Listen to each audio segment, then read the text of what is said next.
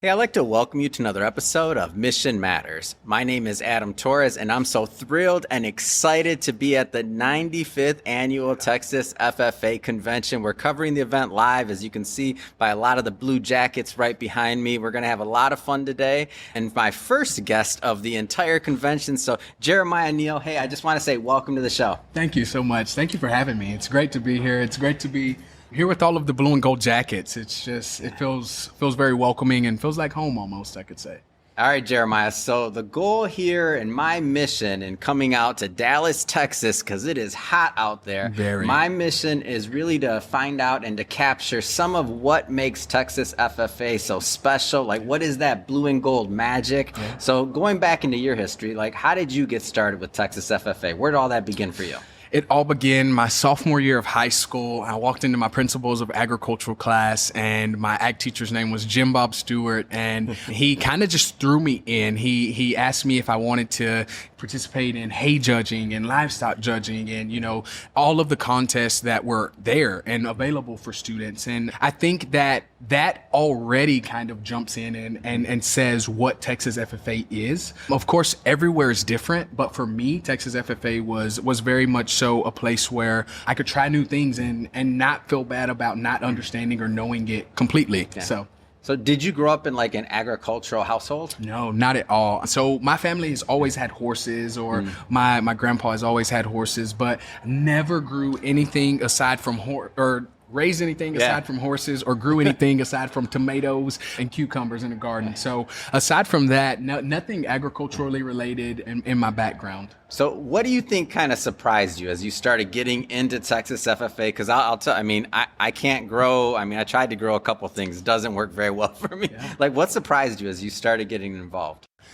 The fact of being able to not only understand and support real science, I guess you could say, but also social science, and both are real sciences. So don't get me wrong with that. But, you know, there's a big difference between a social science point of view, which is, you know, going to be all of your speaking events, your parliamentary procedure, all of that thing, the things that, you know, students that aren't showing animals or aren't actually out there on the farm or whatever that may be, they're not doing that, but they're on the social side of it. So really and truly, you know, this convention is something that those students get to come out and say, I worked hard all year long. I'm either going to continue working this week and compete, or I get to kind of just see that and watch it on the stage. So now I see that button that you're wearing there. Let's make sure that the camera can see it for a second there. Yeah, that big old, okay, so PSO, what does that mean? Past State Officer. So in 2019, 2020, actually the year that COVID started, I got the chance to serve Texas FFA as a state officer with 11 other humans that were just great. We were able to really just make the year ours, even though the year wasn't really ours. Yeah. It was a year for everybody to learn, but yeah. Yeah. So a lot of business owners, entrepreneurs, executives watch this, and I'm always telling my audience, I'm like, Texas FFA, that's our future leaders. That's where they're at. That's our current leaders. They're leading in things like you're doing as a past state officer. Talk a little bit about the leadership skills and maybe some of the like just life skills that you learned through being part of this. Yeah, for sure. So being a part of this actually has driven my whole career now as to where I am seeing myself headed, I guess you could say. I'm very passionate about leadership, so hopeful to become a leadership specialist. I'm getting a degree in ag education and leadership from Texas Tech University, but I'm once finished with that, I plan to open up a leadership business to where I'll actually go out and help and teach students and those around, you know, not just about what the world is, but also about what you are within the world. And I say that, and that just simply means, you know, it's okay to be you. It's okay to be different. It's okay to not understand the difference between a down-eared hog and an up-eared hog, or the difference between guilty. I don't know. I don't know what either of those. It's okay to not understand that, you know, a Duroc may be red and a cross hog maybe, you know, a different color. So that's something that we're really striving for in today's time. And I say and that's myself and those that I surround myself with. Very, very passionate about the leadership and the things that we were able to learn from this organization. So that's just general communication skills, being welcoming and open to knowing and to understanding students and their outcomes and their walk, and just so much more. Yeah. I get it kind of full when I get to talking about it. about it. So it makes me pretty happy. So now you're at Texas Tech. I feel like, and I don't know, I could be wrong, but I feel like all the colleges and just the history and just the legacy of FFA and Texas FFA on the state. I mean, when you got there, was it kind of like, okay, now you graduated, obviously you can't wear the jacket anymore because you graduated out of it, but now there's got to be so many Texas FFA alum and members and people that are out in Texas Tech and otherwise.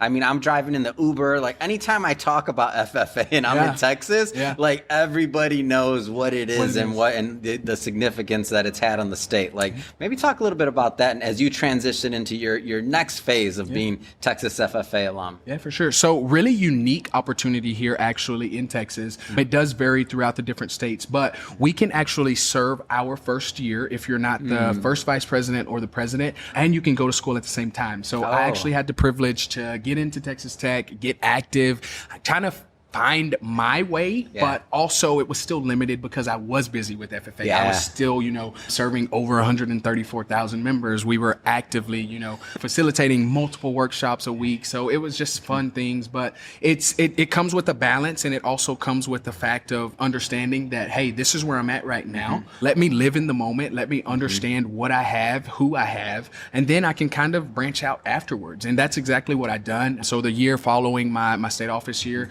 it was the year back from COVID, and I got in and I got as active as possible. I found those organizations and I found exactly what I needed to be successful as a college student outside of the blue and gold jacket. So that's something that I'm also very thankful for. And Texas FFA actually set us up, and they were like, hey guys, here's some things that, maybe you should look at. Maybe you're interested in, going this route or that route, or, joining this club or this org that you've never thought about, just to kind of help us find and explore those opportunities outside of the jacket.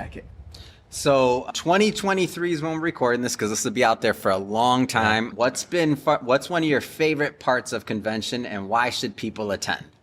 My favorite part of convention would just simply have to be coming here and seeing all of my friends. So for someone new, that would look like you coming here and seeing all of your potential friends. And I say potential friends just simply because of the fact of everyone's here to have fun. They're here to kind of get out of that comfort zone and learn about the different CDEs and LDEs that each of us may participate in. So I look forward to it because I get to look down there and I can almost point at about anyone and say, hey, that's my friend and this is how. It may be the fact that we showed together. It may be the fact that we competed against each other in extemporaneous speaking. But at the end of the day, we're still friends and we're still connected through the blue and gold jacket. And even outside of the blue and gold jacket, we're still connected through the relationship that we built while inside of it. So ultimately, my favorite thing is being able to come and just simply look down here and say, hey, these are people that I may not look like, I may not sound like, but we're still friends. We still hang out, and we still ultimately help the world grow each and every day by feeding the